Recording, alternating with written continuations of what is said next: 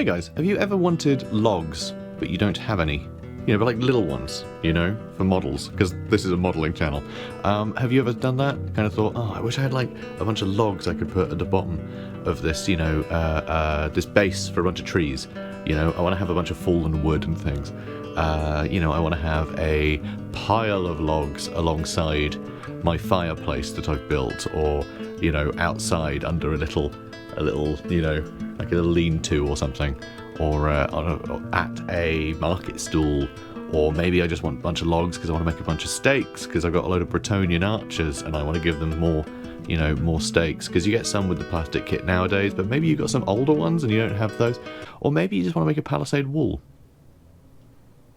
Well, you've come to the right place. I'm Jord. Welcome to my Realm Forge.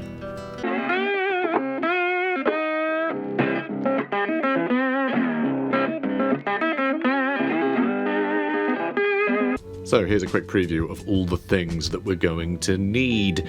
And that includes this container lid that I was using as a tray. This is actually a vital component for this operation. So it could be a shallow cardboard box or a tray or anything really. You're going to wrap it with cling film or saran wrap, as they say in the authentic American dialect. And this is going to be useful for a bunch of reasons that we'll get into, but predominantly it's a non-stick surface with some give. Both of those qualities are important here. So I've got these wooden dowels. They are 15 centimeters long, 4mm diameter, which I think is the size that fits the scale the best. I think any smaller, they're not going to look like big logs, and any bigger than that, I think they start to look a bit too big. But regardless of the size, we need glue. So first we need to have an impromptu boss battle against this locked nozzle.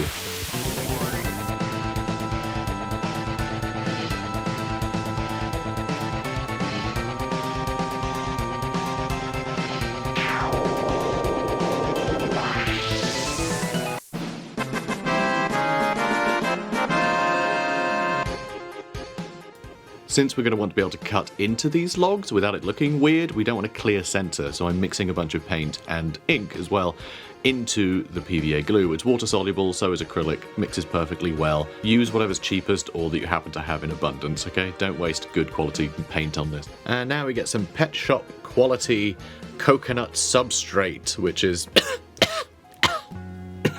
really good for bark. This is what we're going to be using for our bark. It's also great for making mud and all sorts. I use it on my bases. You've probably seen it on this channel already. If not, go watch everything on this channel. So we use our paint and glue mixture to paint the dowel, and then roll it in the coconut fibre. Really simple stuff. We leave the ends clear for our fingies, and also, don't worry, we'll be making use of that space anyway later. And now we can roll it on the cling film. The cling film is nice and springy, so you're not going to be putting too much pressure on it by accident and smearing a load of the material off, but it is going to act as a way to press the fibres into the glue, smooth out some of the little craggly bits that might be a little bit too extreme, and it allows you to create a shape with something that's non-stick. And because we put it in the tray, all of the fibre is going to roll back into the middle into our sort of reservoir of coconut fibre, so we'll always have a clean space to roll our dowels over. And so that is a single type of log. That is one that looks kind of, you know, freshly grown, freshly cut, just like a little less weathered. However, if we want to age up these logs a bit, make them look like they're from a much older, cragglier tree, then we can basically add a bunch of the coconut fibre into the glue and paint mixture and paint that directly on, and then roll that in the coconut fibre, so that way it doesn't have an even surface to cling onto. However, the longer a tree has been felled and lying around on a forest floor somewhere, the darker the bark is going to be, and frankly, the shinier it's going to be. It's going to be wet, so more glue is going to help with that.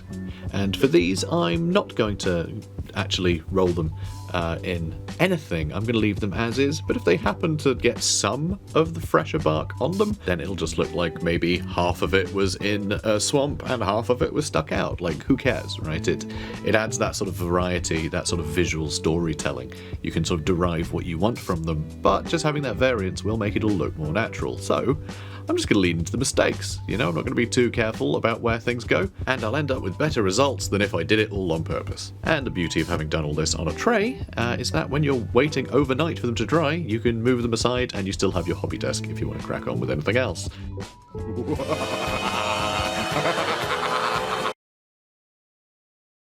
And by the next day, they're all lovely and dry. Now you will need to peel the more, let's say, rotten logs off the cling film, and there will be a little shiny bit where it made contact, but you can rough that up with a fingernail or a nail file or something unrelated to nails, like Melba toast or a shoe.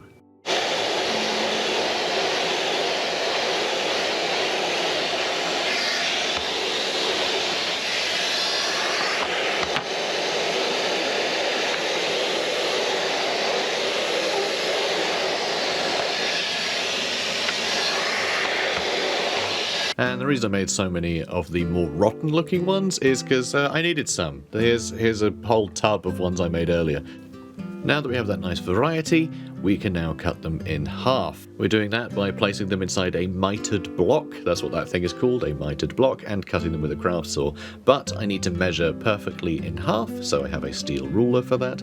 And I also have this putty, which it just turns out the box fits in there perfectly, so I can get them all level. Then I can measure.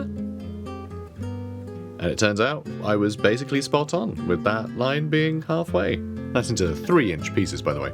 Because of the unusual sort of size and shape of these logs, they don't sit in that gap very well when you're trying to saw them apart. They can like flick up and things. So I'm holding them down using some foam, so that way it can, you know, conform to the shape of the logs, and you can actually hold them all down with equal pressure without just like crushing them all, I guess. So it works out really well. I recommend it. Use foam to hold things down if they're a weird shape. So the first time I experimented with this method was actually to make like little logs that I could put in terrain pieces and have like little log piles, things like that. Just, you know, firewood, basically. So that's where I first developed that idea. And you simply just cut them into smaller pieces. But splitting them in half is a little tricky, but I found a good method for that. So these are little like anti-cutting finger protector thingies. They're like little gloves for your fingertips, but knives won't go through them. They're cut resistant.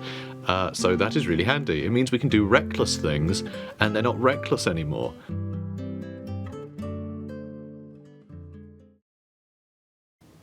Oh, thank God. So now you can just pinch the log between your... It sounds like I'm talking about poo. Holding the stick between your protected fingers, you can now just push the craft knife through the middle of it, which is really straightforward, provided you can actually, like, you know, put your eyes above it and sort of put your weight straight down. And yeah, the camera's in the way, so I can't line it up very well, so I keep cutting it crooked. But you won't have that problem because you're not recording yourself crafting properly. And back to our palisades, we have our half-length logs with the ends that we didn't paint. But that isn't wasted space because that's simply where we're going to whittle. So we're able to keep our hands clean while we were creating the logs, and we also painted exactly as much as we needed to. Always do this with adult supervision. You're an adult, right, Ziggy? Yeah? You good? You're an adult? Alright, you go back to what you're doing. Next up is parcel tape, because we're actually taping our palisade walls together, which I know sounds really silly, but it'll make sense. Again, there's method to all of this. So we're going to fold it back on itself so we can stick it to the table while also having the sticky side up, because we need that stickiness. And to make sure that all the palisade end up on the same, the same length, I put a ruler down, and we're going to be referring to that as we do, palisade after palisade. So I'm going to gather up some logs, and then I'm going to stick them to the tape, allowing some space at the bottom. So the reason the tape is really useful here is because you can actually roll the logs along the tape. It'll just unstick and re-stick as you roll them along. So you can fill up all of those gaps, and then when you let go, the gaps aren't going to reform because the logs aren't going to roll away from each other again. This will also help you identify which logs are kind of more problematic in trying to fill up all of those gaps.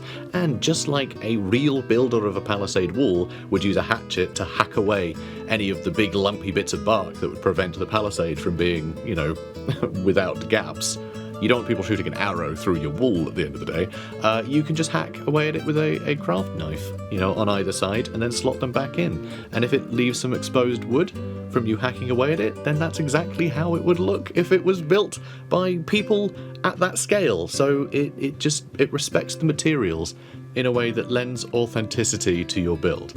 And now you have some idea of how your palisade wall is going to look. So you simply cut it free, and then you can wrap the remaining tape around your palisade, and you can put it to one side and just repeat the steps and make as many of these as you want to have palisade walls. But of course we're not done yet. This isn't good enough. We need a base for these things, and I'm using clay for that, for a good couple of reasons. First off, I'm going to be sticking gloves on, largely to demonstrate the concept of gloves, because using clay for extended period of time can really dry out your hands, especially if you have sensitive skin, so just bear that in mind when you're using this stuff. So clay is two things that are useful here. One, it is obviously very malleable and you can deform it and create shapes, and we want to make sure that we have a sort of mound at the bottom of all these palisades to look like they've been dug into the dirt, right? And you know, dirt has been stacked up back against them, so we want that sort of raised area. But also, clay is heavy, and we want a weighted base for these things, or else they are absolutely going to tip over. Unless, of course, you do them curved. You can make curved sections, you can, you know, prop other things against them, but yeah, just a weighted base that also sculpts the amount of dirt that we want them to be in anyway. You're doing two things at once there, so it's, you know, still probably the best thing to use, even if you are making curved sections that are less likely to fall over. Oh, that Daz clay is so cheap. It's about £4 for a kilogram. And for the Americans out there, I know the metric system is confusing, so that would be 48 shillings. So you can probably tell from the footage, but the tape manages to hold all of the palisade wool in a nice straight position, so when you're pushing it into the clay, it stays in that position. This would be so difficult to push each of these logs individually into the clay. They would all just topple over because the clay isn't that rigid yet. It's going to be rigid when it dries, but you know, you need to push something rigid into that clay if you want to retain its shape. And now I'm scraping our build off the surface of my cutting mat with a palette knife. You might think this is a bit sloppy to leave it sticking there, but actually you can clean it off your cutting mat, any of this sort of dried clay. It takes a couple of passes with a sponge with soapy water. It's so effortless to clean, but by letting it stick while it's doing most of the curing, it stops it from bowing. It'll actually turn into a bit of a banana shape as it shrinks while it cures, and then you can end up with a gap underneath your walls, basically, and then it won't be as stable, and there'll be a gap, and the gap isn't going to look great. It's supposed to be just like a mound of dirt. Why is it flying? That's not okay. And so before the clay is completely cured, now is the time to trim off the excess clay that we had. I actually made sure that there was more clay on either side, so that way I could guarantee that it would all be, you know, the whole wall would be encased in dirt here, but we still need these things to be able to line up end to end, or else it's not going to be much of a wall if there's a gap every 5 inches. So I'm going to cut a curved end to each of these, so that way you can actually put them on angle to each other too, so you can have them sort of turn at a right angle, and the log of, you know, the end log of one palisade will be touching the starting log of the next one that it's adjacent to if you do that, so very handy. And of course the best way to make sure that you're doing it right is just to keep putting them against each other to see if they fit, and you know, just rotate them around each other so you can test every angle. And if there's a gap, then you know you need to cut more clay away from one or the other, or both. And next up, we need to make sure that the dirt looks like dirt, so I am dirtying up the terracotta with some dirty paint. Pretty simple, just texture paste, but use whatever basic materials you use on your bases for this. Although, I like the texture paste here, because you can just paint it on, and I'm not going to get too much of it on the logs, though I do want some of it on the logs at the bottom, because like dirt is going to... the bottom of the logs are going to be dirty, right? But yeah, if you're using, I don't know, grout or like a bunch of weird materials, then like maybe you'll get it on the logs, and just be careful not to ruin all your hard work. Once it's dry, I use some dark sand to dry brush the dirt so I can get some highlights on it, make sure the little, you know, the rocks and pebbles and things in the dirt are highlighted, and I am also going to dry brush some of the logs with this as well. It'll look like some of the dust has been sort of kicked up the wall a little bit, or it'll just look like bark being, you know, highlighted. It's all a very neutral colour, and so it just helps tie it all together a little bit better. Then once that's dry, I'm going to start flocking it. Normally I will use that coconut fibre that I used for all the bark as sort of like extra sort of dirt and almost like forest floor, you know, sort of peaty earth or something. But of course I don't want the bark and that to be right next to each other, because then you're kind of going to notice it's the same material. Like, context does a lot of the work to make that material look like one thing or the other, but as soon as you put them side by side, that's going to get strained a bit. So here I'm just sticking with tufts and then static grass and, you know, leaf litter, stuff like that. So one little rule I adhered to for some sort of, I don't know, like a fake kind of sense of reality, I guess, even though it's never really going to work out because you're never going to place these palisade walls in a way that properly does this. But I only put the tufts of like flowers and things on one side of the palisade, and then on the opposite side of the palisade I would put moss. Because moss tends to grow where there's less sun, and flowers tend to grow where there's more sun. So one side of the palisade is going to get more sun than the other. So I kind of followed that rule for each piece. You know, how they're deployed on the table may completely undermine that, but to me that just felt like an important thing to do for some reason. And of course, not every wall has moss and not every wall has flowers. There's still the variety there. And now it's time to take the tape off. The reason why I left this on for so long is because basically I knew that I would need to seal in all of the flocking, you know, all the grass and everything. That would need to be sealed in, and that sealing would also make sure that the logs are all very much glued into the base. And thirdly, it would also make sure that all the coconut fibres that we glued to the dowels would be properly sealed and secure, and you know, wouldn't shed all over your gaming table as well. Because right now they're soft, right? They're soft, which is the advantage. Before they're sealed, that coconut fibre, you can press one dowel into the other, which helped us line up all of the logs for our wall. And then we can seal it, it'll all get stuck together, which is really good. So it'll be a lot more solid that way.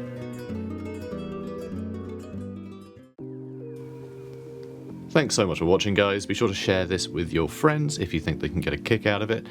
Or keep it to yourself so all the secrets are yours.